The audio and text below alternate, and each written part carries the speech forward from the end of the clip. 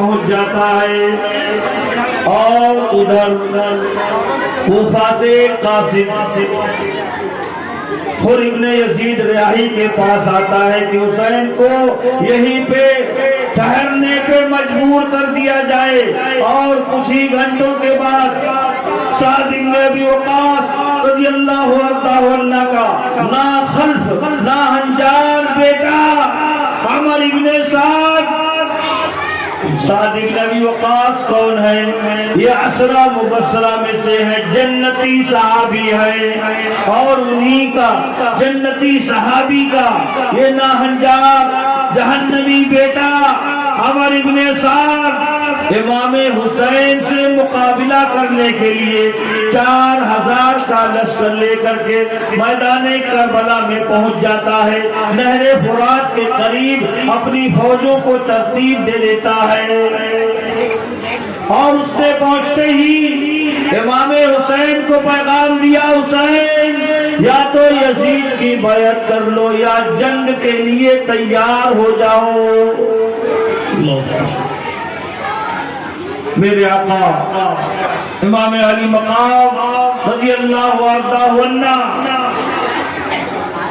اہل کوفہ کے سامنے اتمام حجت کے لیے ایک خطاب دیتے، خطبہ دیتے ہیں، کوفیوں میں خود سے نہیں آیا ہوں، بلایا گیا ہوں، مجھ کو یہاں پہ بلایا گیا ہے، اگر میرا آنا پسند نہیں ہے تو تم مجھے واپس مکہ جانے دو، یا اگر تم یہ نہیں چاہتے ہو کہ میں مکہ جاؤں تو مجھے تم اجازت دو میں کسی سرحدی علاقے میں چلا جاؤں۔ امام علی مقام فرماتے ہیں اے کوفہ والوں، تمہیں معلوم نہیں ہے، تم ہم کو نہیں جانتے، میرا مقام و مرتبہ تمہیں نہیں معلوم، میرے نانا امام الانبیاء ہے، میرے والد شیر خدا ہے، میری والدہ فاطمۃ الزہرا ہے، تمام جنتی عورتوں کی سردار ہیں، میرے آقا حسین اپنی فضیلت بیان کر رہے ہیں، اتنے میں ایک بخت کوفی نکلتا ہے، امام علی مقام نے اپنے خیموں کے ارد گرد خندق کھدوا دیا اور اس میں لکڑیاں بھر کے آگ لگا دیا،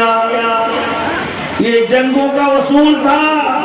تاکہ خیمے میں کوئی نہ پہنچ پائے، اور اس سے پہلے غزوہ خندق جو ہے، جو حجاج کرام ہے جو گئے انہیں معلوم ہے یہ خندق کیا ہے۔ حضرت سلمان فارسی کے مشورے پر میرے آقا نے صحابہ کے ساتھ مل کے ایک خندق کھودی تھی، اور جو جنگ لڑی گئی تھی اسی جنگ کا نام غزوہ خندق ہے۔ امام علی مقام نے خندق کھدوا دیا، آگ لگا دیا، وہ خبیث جب نکلا ہے امام علی مقام کو تانا دیتا ہے اور کہتا اے حسین تو نے وہاں کی آگ سے پہلے یہی آگ لگا لیا، معاذ اللہ استغفر اللہ۔ امام علی مقام کو اس جملے سے اتنی تکلیف ہوئی، اتنا صدمہ ہوا، میرے آقا حسین فرماتے کذبتا یا عدو اللہ، بے شک اے اللہ کے دشمن تو جھوٹ بول رہا ہے، کیا تو یہ گمان کرتا ہے کہ میں جہنم میں جاؤں گا؟ اے اللہ اسے آگ کے عذاب میں مبتلا فرما دے۔ ابھی حسین پاک کی زبان سے یہ جملہ نکلا تھا کہ اتنے میں اس کا پیر پھسلا، گھوڑے سے گر گیا، رکاب میں پیر پھنس گیا، اور وہ بدبخت کو گھوڑا کھینچتا ہوا اسی خندق کی طرف لے گیا جہاں پہ آگ جل رہی تھی، اور اسی خندق میں پہنچا دیا، وہ جل کے خاک ہو گیا۔ امام علی مقام کو اس نے ایسا تانا دیا تھا، امام علی مقام نے جب بد دعا کیا ہے، اللہ رب العزت کے محبوب ہیں، اللہ تعالیٰ نے امام علی مقام کے گستاخ کو فوراً سزا دے دیا۔ نعرہ تکبیر، نعرہ رسالت۔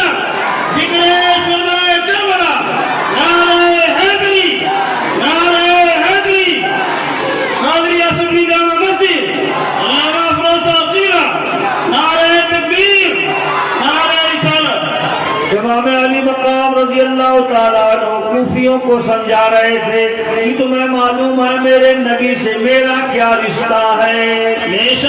ایک کوفی باہر آیا کہا حسین تمہیں نبی سے کیا نسبت ہے؟ معاذ اللہ استغفر اللہ.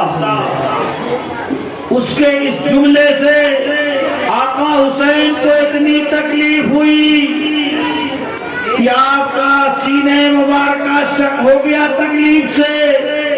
اور آپ نے کہا اللہ اس گستاخ کو سزا دے. امام علی مقام رضی اللہ عنہ کی زبان مبارک سے نکلا، فوراً اس کو قضائے حاجت محسوس ہوئی. استنجا کرنے کے لیے گیا، ابھی وہ بیٹھا ہی تھا کہ ایک خطرناک بچھو نے اس کو ڈنک مار دیا، اور ڈنک مارنے کے بعد اس کا زہر